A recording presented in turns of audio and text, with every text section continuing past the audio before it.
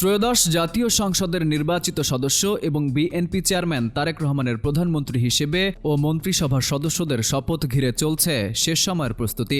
অনুষ্ঠানে প্রায় 1200 দেশি বিদেশি অতিথির উপস্থিতি নিশ্চিত করেছে বিএনপি। মঙ্গলবার বিকেল 4টায় সংসদ ভবনের দক্ষিণ প্লাজায় অনুষ্ঠিত হতে যাচ্ছে নতুন সরকারের শপথ গ্রহণ অনুষ্ঠান।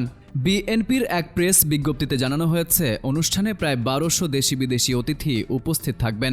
আমন্ত্রিত বিদেশি অতিথিদের মধ্যে রয়েছেন ভুটানের প্রধানমন্ত্রী শেরিং তোবগে, ভারতের লোকসভার স্পিকার ওম বিড়লা, পাকিস্তানের পরিকল্পনা মন্ত্রী আহসান ইকবাল এবং মালদ্বীপের প্রেসিডেন্ট মোহাম্মদ মুইজ্জু। এছাড়া নেপালের পররাষ্ট্রমন্ত্রী বালানন্দ শর্মা ও শ্রীলঙ্কার স্বাস্থ্যমন্ত্রী নলিন্দা জয়তিসারের উপস্থিত থাকার সম্ভাবনার কথা জানা গেছে।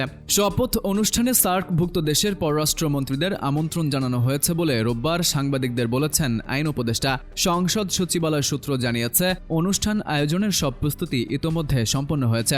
দীর্ঘদিনের প্রচলিত রীতি ভেঙে এবার প্রধানমন্ত্রী ও মন্ত্রিসভার সদস্যদের শপথ অনুষ্ঠান বঙ্গভবনের পরিবর্তে জাতীয় সংসদের দক্ষিণ প্লাজায় আয়োজন করা হচ্ছে।